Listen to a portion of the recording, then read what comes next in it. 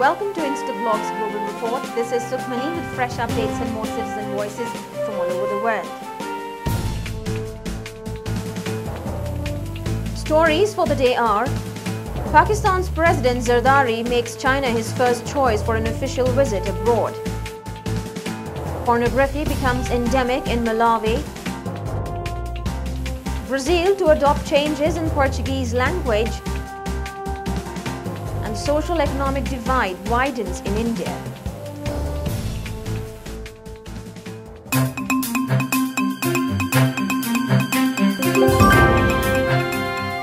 Pakistan's President Mr. Asif Ali Zardari is visiting China on what is being billed as his first official visit abroad.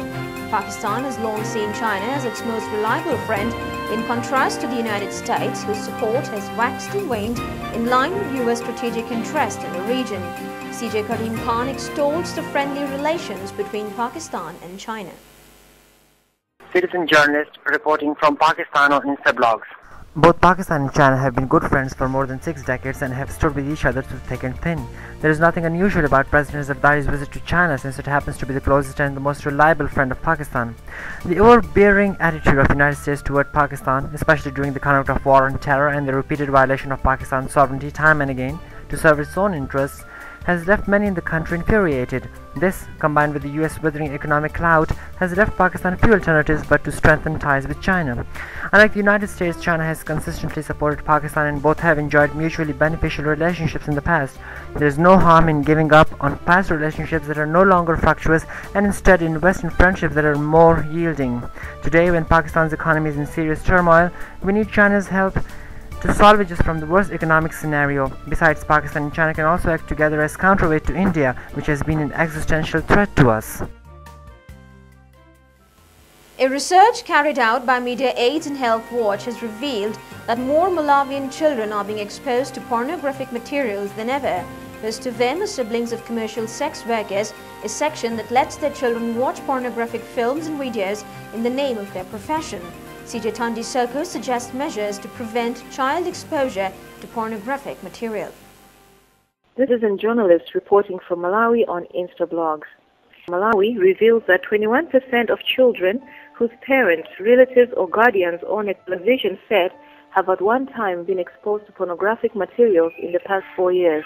Most of them exposed are siblings of commercial sex workers, a sector of Malawi society that let their children watch pornographic films and videos in the name of their profession. For other children, watching takes place in the absence of parents or any adults, an indication that children are also aware that pornography is not good for their mental growth. Some of these children have gone on to commit sexual offenses, thinking they may not be punished accordingly for their behavior. Concerned authorities in Malawi should work with the censorship board to prevent more and more children from getting exposed to pornographic material. Awareness must be raised about the evils of pornography among the sexual workers, the most vulnerable group given the nature of their profession. Brazilian President Luiz Inácio Lula da Silva has signed an agreement to make changes to Portuguese spelling in Brazil. The newly adopted laws aim to simplify spellings by eliminating some silent letters and accents. CJ Celso believes that the changes will make the learning of an already difficult Portuguese language even tougher. This is Celso Camargo, citizen journalist reporting from Brazil. People around the world have developed their own linguistic variation of Portuguese, which has developed a need to unify all these variations and reach some kind of standardization. Several spelling rules will change so that the different variations may become more similar. Both Portugal and Brazil have signed agreements and are ready to apply the new rules in the next 2 years. However, this is nothing more than a pressure exerted by large publishers so they can reach new markets. The proposed changes in the majority will not facilitate the learning of language. Instead, it will only further confuse those who have not mastered the language. The Portuguese is a very difficult language, and even the Brazilians can't understand hundreds of grammatical rules. India, Asia's third largest economy, is growing by nearly 9% a year, driven largely by consumer demand from middle class and soaring foreign investment. Despite the boom, recent official data has shown that an estimated 800 million of India's billion-plus people live on 50 US cents a day. CJ Kamal Kishore considers lack of social justice in modern democratic India as the primary cause for increasing disparities. This is Kamal reporting for Instablogs from India. The luxury mall undoubtedly symbolizes the socio-economic divide in modern India.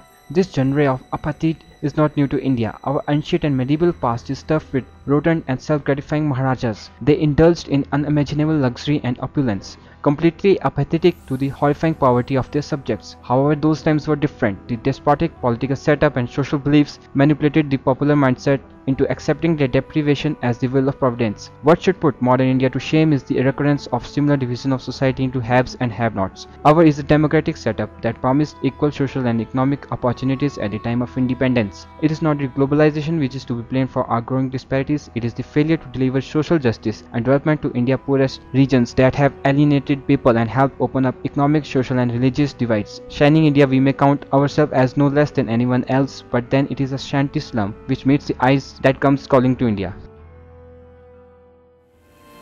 If you want your voice to be heard by millions, let Instablogs be your choice. You can contact us at cj@instablogs.com. That's all for today's show. We'll be back with fresh updates and more citizen voices. Till then, it's goodbye from the entire team of Global Report.